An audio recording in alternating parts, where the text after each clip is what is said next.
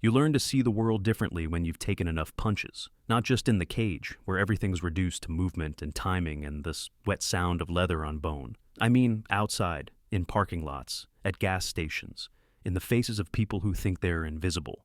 I was coming out of the 7-Eleven on Baxter Street when I saw her, 8 years old, maybe 9, sitting on the curb outside, with her back against the brick wall, knees pulled up to her chest. She had on a purple jacket 2 sizes too big and sneakers with duct tape holding the sole to the upper. The kind of kid you see in towns like Riverside, where the factory closed 15 years ago and nobody ever figured out what comes next. Most people would have walked past. I almost did. But something in the way she was sitting there, perfectly still, watching the parking lot like she was waiting for someone specific, made me stop. Maybe it was the purple jacket. My daughter Emma used to have one just like it before the divorce. Before I lost the right to see her more than every other weekend. The kid looked up at me, brown eyes, too serious for someone that young. She had a $5 bill folded in her hand. "Are you a fighter?" she asked. I was wearing my gym hoodie, the one with Iron Crown MMA printed across the chest and my nickname stitched on the sleeve. The fabric was worn thin from 6 years of training, the logo half faded. I should have bought a new one, but money was always tight, and besides, this one felt like mine, like proof I'd put in the work. "Yeah," I said. "I am." She stood up slowly, unfolding the $5 bill. "I need to pay you to do something." The way she said it wasn't cute, wasn't a kid playing pretend. Her voice had weight, the kind that comes from living through things that leave marks you can't see. "What kind of something?" I asked. She looked over her shoulder toward the convenience store doors, then back at me. "I need you to teach someone not to hurt my mom anymore." The words hit harder than any punch I'd taken in sparring that week. I crouched down so I was at her level, felt my knees crack the way they do after hard rounds on the mats. Up close, I could see the bruise on her temple, fading yellow-green. The way her bottom lip was chapped and split at the corner, signs you learn to read when you've spent enough time around damage. "Who's hurting your mom?" I asked, keeping my voice steady. "Derek," she said. The name came out flat, matter of fact. "He's her boyfriend. He gets mean when he drinks." She held out the $5. "This is all I have, but I can get more. I have a piggy bank at home. I've been hit in the face more times than I can count, broken my nose 3 times, had my orbital bone fractured, torn ligaments in both knees. But sitting there on that curb, looking at this kid trying to hire me with lunch money to protect her mother, I felt something crack inside my chest that had nothing to do with physical damage. "Put your money away," I said. Her face fell. "You won't do it?" I didn't say that. I straightened up, joints protesting. "What's your name?" "Sophie. I'm Marcus Stone." I offered my hand, and she shook it, her grip surprisingly firm. "Why don't you tell me exactly what's going on?" Most gyms smell like sweat and old canvas and the rubber from worn-out mats. Iron Crown MMA, where I trained 5 days a week and taught kids classes on Saturdays, smelled like all that, plus the specific brand of determination that comes from fighters who will never make it to the UFC, but show up anyway. It was a strip mall gym wedged between a check-cashing place and a dollar store, with fluorescent lights that hummed constantly, and a heating system that worked when it felt like it. Coach Ray had opened the place in 1998, right after his final pro fight, a loss that ended his career, but not his love for the sport. He was 63 now, with scar tissue built up over both eyes and hands that didn't fully straighten anymore. He'd been my coach for 6 years, ever since I walked in at 29, fresh off a divorce and desperate for something to pour myself into. That wasn't a bottle. I found him that evening in his office, a closet-sized room with a desk buried under fight posters and medical tape and a filing cabinet that hadn't closed properly since the Bush administration. He was reviewing paperwork for an upcoming amateur show, reading glasses perched on his broken nose. "Ray," I said from the doorway, "I need to talk to you about something." He looked up, took in whatever was on my face, and set down his pen. "Come in, close the door." I told him about Sophie, about the $5 bill and the purple jacket and the bruise on her temple, about a man named Derek who got mean when he drank. Ray listened the way he always did, perfectly still, the kind of attention most people never learn to give. When I finished, he was quiet for a long moment. Then he said, "What do you want to do?" "I don't know yet, but I can't just walk away." "No," Ray said slowly, "you can't." He took off his glasses, rubbed the bridge of his nose where it had been broken too many times to count. "You know what you're stepping into here?" "Not really." "Good. Stay honest about that." He leaned back in his chair, which creaked under his weight. "I know you want to go knock this guy's teeth in. You're thinking about your ex-wife's new husband, about Emma, about all the things you wish you could have done differently. He wasn't wrong. After Sarah left, she'd married a man named Keith who worked in pharmaceutical sales and lived in a house with a 2-car garage and never had to ice his knuckles at night. Keith got to see Emma every day, got to be there for breakfast and homework and bedtime. I got every other weekend and child support payments that kept me living in a studio apartment above a Vietnamese restaurant. But you're not going to do that, Ray continued, because that's not how we do things. You go there swinging, you're just another violent man. You're the problem, not the solution. Then what do I do? Ray was quiet again, thinking. Outside his office, I could hear the sounds of the evening class, gloves hitting pads in rhythm, someone's timer going off, the soundtrack of our lives. First, he said finally, you find out if what the girl told you is true. Kids see things through their own lens. Maybe this Derek guy's a piece of garbage. Maybe it's more complicated. Either way, you need facts. And then we figure out the right way to help. Not the satisfying way, the right way. He put his glasses back on. You remember Jimmy Costello? I did.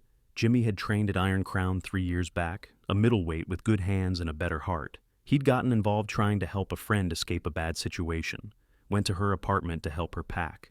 The boyfriend came home early. Jimmy put him in the hospital with a broken jaw and fractured skull. Self-defense maybe, but it didn't matter. Jimmy did 18 months. The cage is where we get to be violent, Ray said. Out there, we use our heads. I spent the next 3 days learning what I could. It wasn't hard. Riverside was small enough that everyone knew everyone else's business. Sophie's mother was named Rachel Winters. She worked at the Walgreens on 5th Street, 3rd shift, which explained why a 9-year-old was sitting outside convenience stores alone in the evening. Derek Marsh was 34, unemployed, with a record that included 2 assault charges and a DUI. They'd been together 8 months. I started running past Rachel's apartment complex in the mornings, a rundown 2-story building with outside staircases and doors that opened onto a shared walkway. The kind of place where you can hear your neighbors' arguments through the walls and nobody ever calls the police because everyone's got something they don't want looked at too closely. On the 4th morning, I saw them. Rachel was leaving for work, thin and tired-looking in Walgreens scrubs, her dark hair pulled back in a ponytail. Sophie walked beside her to the car, a beat-up Corolla with a mismatched front fender. Derek stood in the doorway of their unit, smoking a cigarette, watching them leave. He was bigger than I'd expected, maybe 6'2", 220, with the kind of size that comes from genetics and beer, not from time in the gym. His face had the puffy look of someone who drank hard and often. He caught me looking and stared back. Territorial. I kept running. That evening, I taught the kids' class at Iron Crown like I did every Tuesday and Thursday. 12 students ranging from 6 to 13, learning basic Muay Thai and wrestling, mostly just burning energy and building confidence. I loved those classes more than I probably should have. Maybe because they reminded me of the time I did get with Emma. Maybe because working with kids felt like the most honest thing I did. Sophie showed up halfway through, standing in the doorway with her purple jacket zipped to her chin. She'd never been to the gym before. I'd never given her the address, but there she was. I called a water break and walked over. Hey, Sophie. Hi, Mr. Marcus. She looked past me at the mats, at the heavy bags hanging in rows, at the cage in the corner where the advanced students sparred. This is where you train? This is it. It's smaller than I thought it would be. Most real things are. I crouched down. How'd you find this place? I asked around. You're the only Marcus Stone who fights in Riverside. She looked at me with those 2 serious eyes. Did you do it yet? Did you talk to Derek? Not yet, but I'm working on it. He hit her again last night. I heard it from my room. Her voice didn't waver, just stating facts. She said she fell, but I heard them fighting first. Behind me, one of my students called out, asking if we were starting again. I held up a hand, then looked back at Sophie. I need you to trust me on something. This is going to take time to do right, but I promise you I haven't forgotten. Okay, she said, then quieter. Can I stay and watch? I let her sit on the bench by the door for the rest of class. She didn't move, didn't pull out a phone or get bored, just watched everything with that steady attention. When class ended and the kids filed out, their parents collecting them in the parking lot, Sophie stayed. Where's your mom tonight? I asked. Working. She does 4 nights a week, 11 to 7. And Derek?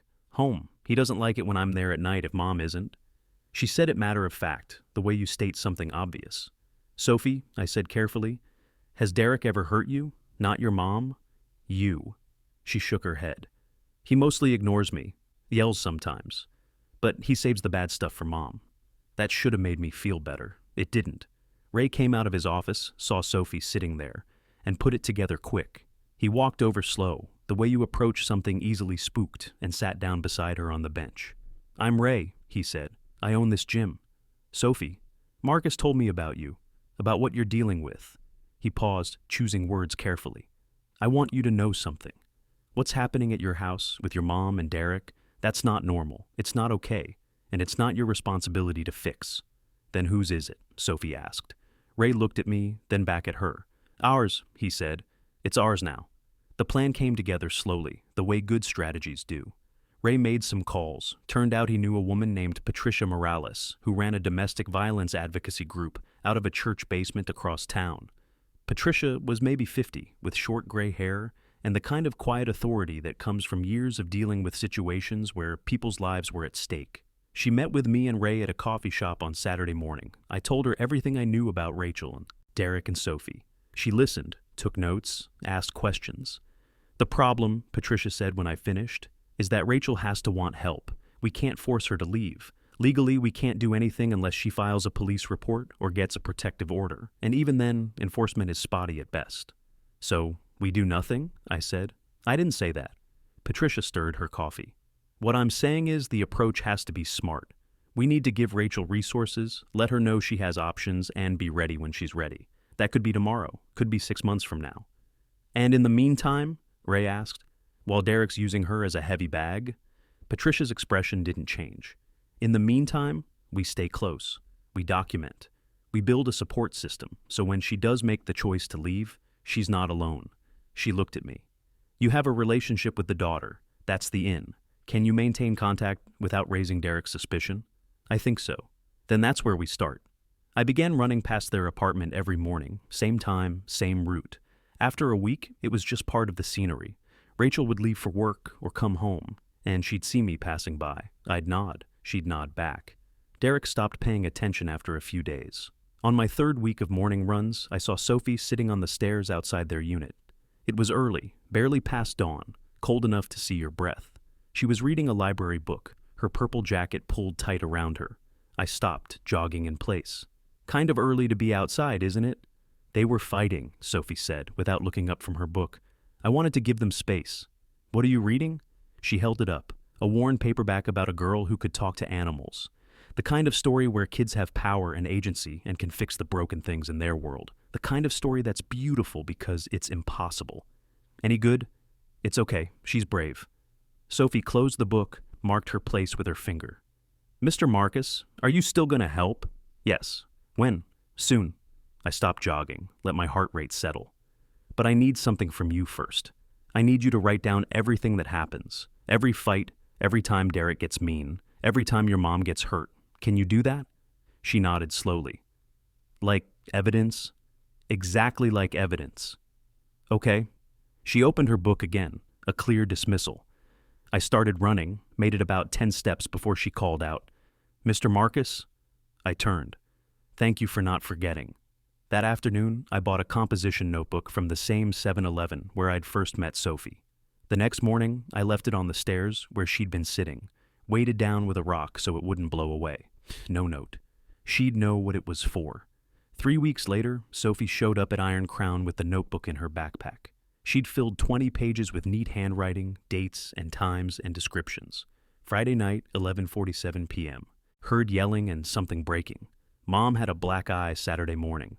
Tuesday, 8:15 p.m., Derek shoved Mom into the kitchen counter. Thursday, Derek broke a plate and Mom cut her hand picking up the pieces. I read it sitting at Ray's desk while he stood behind me, reading over my shoulder. When I finished, neither of us said anything for a long time. "This is enough," Ray finally said. "This is enough to do something." Patricia agreed. With the documentation and Sophie's testimony, they could build a case, but they still needed Rachel to take the first step, to acknowledge she needed help. "Let me talk to her," I said. "How?" Patricia asked. "You approach her directly. Derek might see, might escalate things." I'd been thinking about that. "She works at Walgreens, third shift. I'll go in some night, buy something, talk to her at the register. Derek won't be there." It took me 3 tries to work up the nerve. The first 2 nights I drove to Walgreens, sat in the parking lot, and couldn't make myself go inside. The third night, at 2 in the morning, I forced myself through the door. The store was empty except for Rachel behind the counter and fluorescent lights that made everything look washed out and chemical. She looked up when I walked in, recognition flickering across her face. The running guy. The one with the gym hoodie. I grabbed a bottle of water and some ibuprofen I didn't need and brought them to the counter. Up close I could see she was younger than I'd thought, maybe 30, with the kind of worn-down prettiness that comes from too many hard years. She had a bruise on her forearm shaped like fingers. "Is there anything else?" she asked, ringing up my items. "Yeah," I said. "I need to talk to you about Sophie." Her hands stopped moving. "What about Sophie?" "She came to me a few weeks ago, asked me to help you." I kept my voice low, gentle. "I'm a fighter. She thought I could make Derek stop." Rachel's face went through several expressions at once: fear, embarrassment, anger. Sophie had no right to do that, to involve a stranger in our private business. "She's scared," I said. "She's 9 years old, and she's trying to protect you with $5 and whatever courage she can find. You need to leave." Rachel's voice shook. "You need to stay away from my daughter." "I can help," I said. "There are people who can help. You don't have to live like this." She slammed the register closed. "You don't know anything about my life, about what I have to deal with. Derek's just going through a rough patch. He's looking for work. He's stressed. It's not always bad." I'd heard these words before. Different voices, same script. The rationalization, the minimization, the hope that things will get better if you just hold on a little longer. "Your daughter is writing down every time he hurts you," I said quietly. "She's documenting it in a notebook because she thinks she needs evidence to make someone help." Rachel's eyes filled with tears. "Please go." I left my card on the counter, the one with Iron Crown's address and phone number. "When you're ready," I said. "We're here." The next morning, Derek was waiting for me at the end of my running route.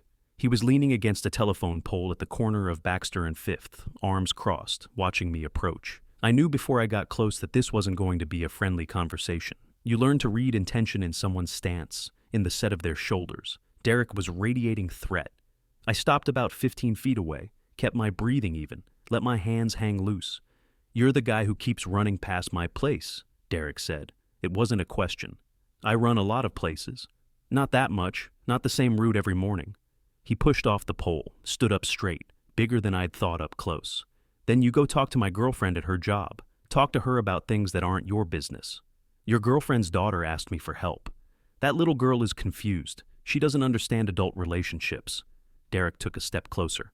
"Rachel and I are fine. We have our ups and downs like any couple, but we're fine.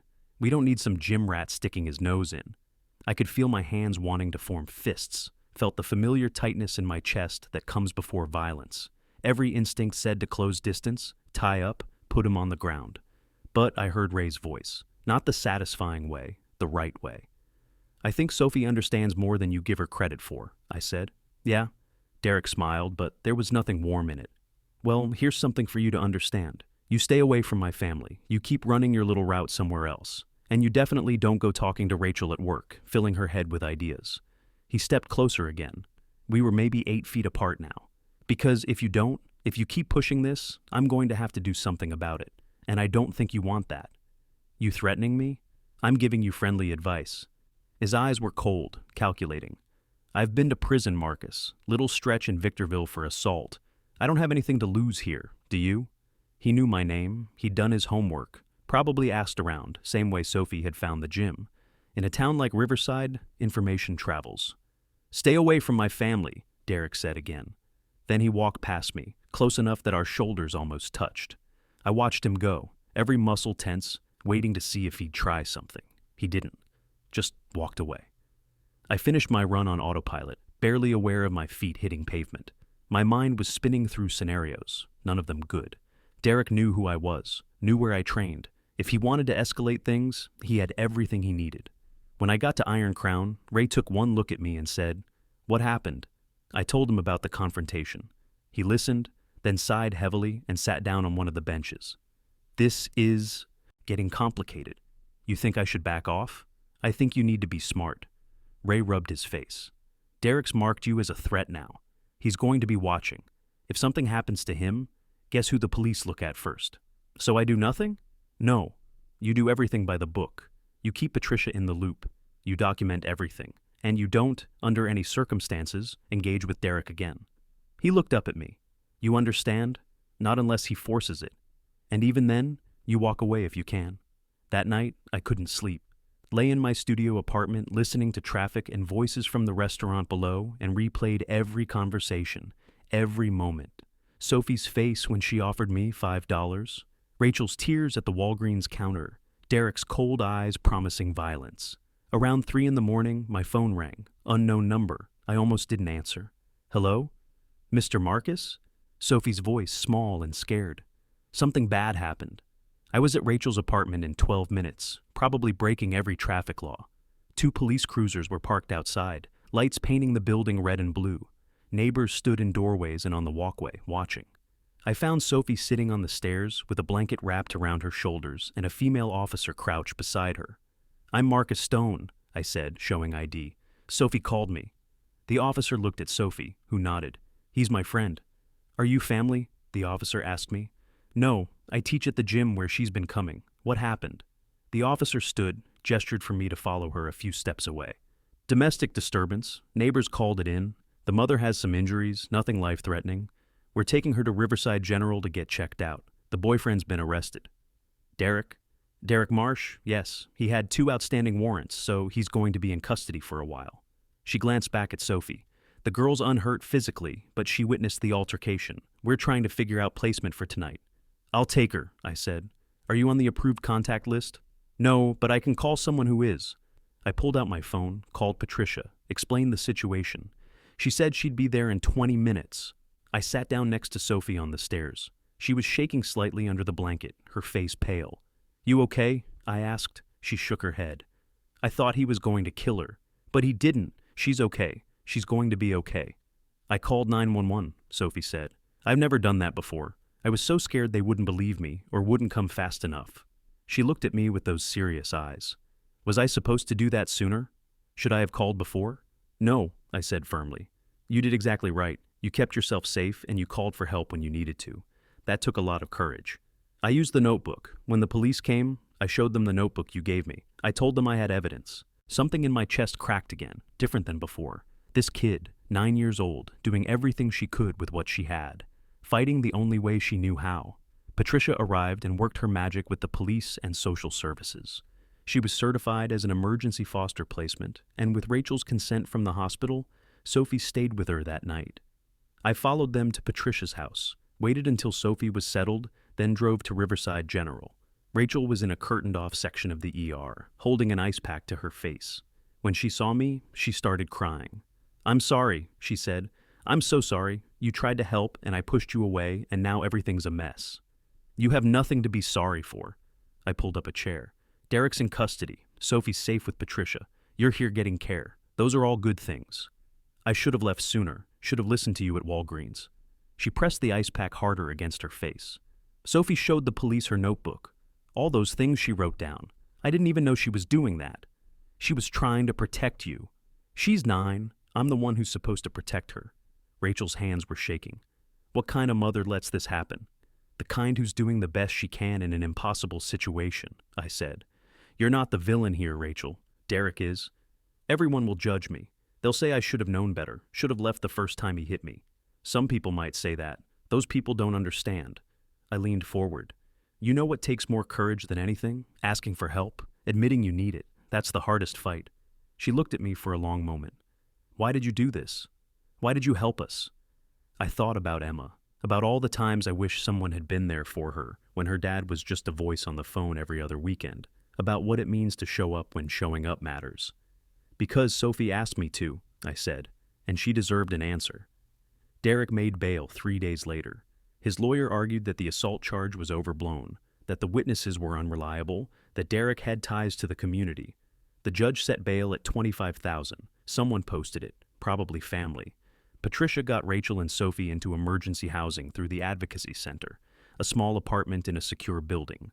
Rachel filed for a restraining order. Derek was supposed to stay away. He didn't. I was at Iron Crown teaching an evening class when my phone buzzed with a text from Patricia. Derek showed up at Rachel's work. She's scared. I'm with them now, but thought you should know. I called a break, told Ray what was happening. He looked at me hard. Don't do anything stupid. I won't. Marcus? He grabbed my arm. I mean it. You go there looking for a fight. You lose everything. Your gym, your chance at seeing Emma more, maybe your freedom. Derek's not worth that. I know. Do you? Ray's grip tightened. Because right now, you've got that look. The same one you had before your first amateur bout when you thought the answer to everything was violence. I'm telling you now, like I told you then. Fighting's not the answer. It's just what we do when we run out of better options. I pulled free. I'm just going to check on them, make sure they're safe. Take someone with you. Don't go alone. I brought Tommy Chen, one of the brown belts who trained in the morning classes. 35, solid. A union electrician with a calm head. The kind of guy you wanted at your back. We drove to Rachel's workplace together. Found Patricia's car in the parking lot. Found Rachel and Sophie inside with Patricia sitting at a table in the back of the Walgreens break room. Derek wasn't there. He left about 10 minutes ago, Patricia said. Came in asking where Rachel was, got loud when she refused to talk to him. Manager threatened to call the police, and he took off. Did he threaten her? Tommy asked. Not directly, but he made it clear he wasn't happy about the restraining order. Patricia looked tired. I filed a report with the police. They said they'd increase patrols in the area. Sophie sat next to her mother, holding Rachel's hand. When she saw me, she stood up and walked over. Derek's not going to stop, she said quietly. He's going to keep coming back. Maybe, I said. But there are a lot of people who won't let him hurt you again. But what if he does? What if next time he really hurts Mom, or me? I didn't have a good answer for that, because she was right. Restraining orders were paper. Police patrols couldn't be everywhere. And Derek had already proven he didn't care about consequences. We'll figure it out, I said, because that's all I had. The answer came from Ray 3 days later. He called me at 6 a.m, his voice rough with lack of sleep. I've been thinking about your Derek problem, he said. I might have a solution. I'm listening. You know Phil Castillo? Phil was a retired Marine who'd done 2 tours in Iraq and now worked private security in Los Angeles. He'd trained at Iron Crown years back, before his contract work got too busy. Good fighter, better man. Yeah, I know Phil. He's got connections, legal ones, security companies that specialize in domestic violence situations. Ray paused. They're not cheap, but they're effective. 24/7 monitoring, emergency response, legal support. Everything we can't provide. How much? More than Rachel can afford. Maybe $2,000-3,000 a month. I didn't have that kind of money, barely made rent most months, but I knew who might. The gym. Iron Crown ran on thin margins, but we had a discretionary fund for emergencies. Medical bills for fighters who couldn't afford insurance. Equipment repairs. Keeping the lights on during slow months. Ray had built it over years, $1 at a time. You're thinking about the emergency fund, Ray said, reading my mind. Is it enough? For a few months, maybe. After that, we'd need to figure something else out. He was quiet for a moment.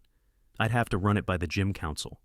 Iron Crown was technically owned by Ray, but major decisions got made by a group of senior students and coaches. Democracy in a dictatorship. It worked because Ray respected people enough to ask their opinion. The council met that night in Ray's office, 5 of us crammed into a space meant for 2.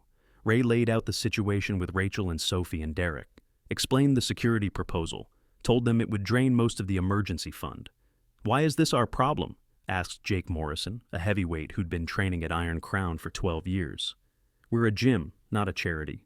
Because a 9-year-old girl asked us for help, I said. Because we're the people she came to when she had nowhere else to go.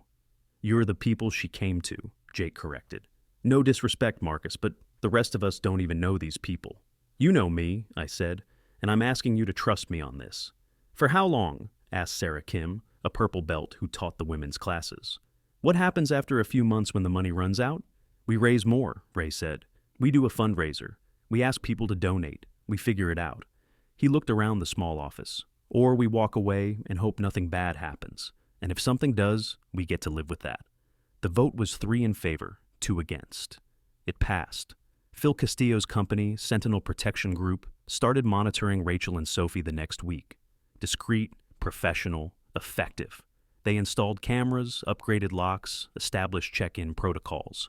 Derek was observed and documented every time he came near Rachel's building or workplace. The restraining order got teeth. Sophie came to Iron Crown 3 days a week after that. Started taking the kids' classes. She was small, quiet, focused. She picked up the basics fast, the way smart kids do. Learned to move, to use distance, to stay calm under pressure. I never told her she was good. Didn't want to put that weight on her. But I made sure she knew she belonged. Rachel came sometimes too, sitting on the bench by the door, the same way Sophie had that first night, watching her daughter learn something that might keep her safe. Sometimes she'd talk to Patricia, who'd become a regular presence at the gym. Sometimes she'd just watch in silence.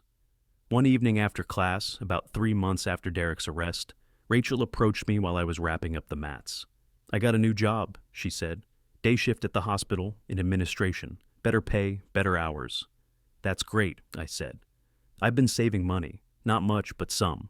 She paused, choosing words. "I want to pay you back. For the security company. For everything."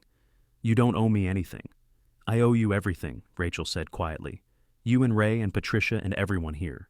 You saved our lives." "Sophie saved." "Your lives. She's the one who asked for help." Rachel smiled, small and sad. "She told me about the $5, about how she tried to hire you. Best $5 I never took. She still has it, you know, in her piggy bank. She says she's going to keep it forever, to remember that people help each other, even when they don't have to." Rachel wiped her eyes. "I don't know how to thank you for that, for showing her that." "You already did," I said. "You left. You filed the order. You chose yourself and Sophie. That's everything." Derek violated the restraining order twice more over the next 6 months. Each time, Sentinel documented it. Each time, the legal consequences got heavier. By his third violation, he was facing jail time, not just fines. His lawyer advised him to leave town. He did. Last I heard, Derek had moved to Arizona, away from Rachel and Sophie, away from the surveillance and the legal pressure and the knowledge that he couldn't get near them without consequences. Maybe he found someone new to hurt. Maybe he got help. I don't know, and I try not to think about it. What I think about instead is Sophie. She's been training at Iron Crown for 2 years now. She's 11, still small for her age, still too serious. But something in her face has changed. The fear is gone, the weight. She laughs sometimes, makes friends, acts like a kid. Last month she won her division at a local grappling tournament. First place in the under-12 girls division. I was in her corner, Ray beside me, both of us coaching her through the matches. When the referee raised her hand after the final, she looked over at us and smiled. Afterward, in the parking lot, Rachel hugged me. Proper hug, not tentative. "Thank you," she said, "for everything." "She did the work," I said, nodding at Sophie. "All of it." "We both know that's not true." Rachel pulled back, looked at me. "You could have walked away that day at the 7-Eleven. Most people would have. But you didn't." What I didn't tell her, what I've never told anyone, is that I almost did walk away. Had taken 3 steps toward my car before I stopped, before something made me turn around. Maybe it was the purple jacket. Maybe it was thinking about Emma. Maybe it was just being in the right place at the right moment with enough fight left in me to care. I don't know. I just know that when I teach classes now, I look at all those kids and wonder which ones are carrying weights they shouldn't have to carry. Which ones are trying to solve adult problems with child solutions. Which ones need someone to show up and stay. Ray says that's the real work of a gym. Not making champions, not producing belt winners or professional fighters. The real work is teaching people they're worth protecting, worth fighting for, that they deserve to be safe. Sophie understands that now, I think.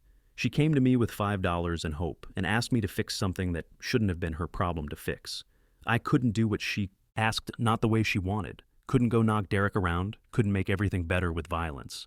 But I could show up, could stay. Could bring in people who knew how to help properly, could give her and Rachel a safe place to learn how to fight for themselves. Last week, Sophie brought a kid to class with her, girl from school, 11 or 12, with a familiar kind of weight in her eyes. Sophie introduced her around, helped her wrap her hands, showed her how to stand. Afterward, I watched them sitting on the bench talking, Sophie's friend asking questions, and Sophie answering with patience and authority. "You see that?" Ray asked, standing beside me. "Yeah. That's how it spreads, one person helping another. Chain goes unbroken." The gym was emptying out, fighters heading home to ice their injuries and sleep off the soreness. The fluorescent lights hummed overhead. The heavy bags swayed slightly from their chains. It smelled like sweat and determination, and something else I couldn't quite name. Hope, maybe, or just stubbornness. The kind that makes you show up every day even when you're tired, even when you hurt, even when you don't win. The kind that makes a 9-year-old offer you $5 to save her mother's life. Sophie caught me watching and waved. I waved back. "The cage doesn't fix you," Ray always says. "It just shows you who you've been fighting this whole time." I used to think I understood what that meant. Thought it was about facing yourself in sparring, about testing your limits, about learning your true character under pressure. Now I know it's simpler than that. Sometimes the person you've been fighting is the one who gave up believing anyone would help, the one who stopped asking for what he needed because he didn't think he deserved it, the one who forgot that showing up matters more than winning. Sophie reminded me of that, with $5 and a purple jacket and courage that had no business existing in someone so small. She reminded me that we don't fight for belts or records or glory. We fight to live with ourselves when the lights go out. And sometimes, if we're lucky, we fight so someone else doesn't have to.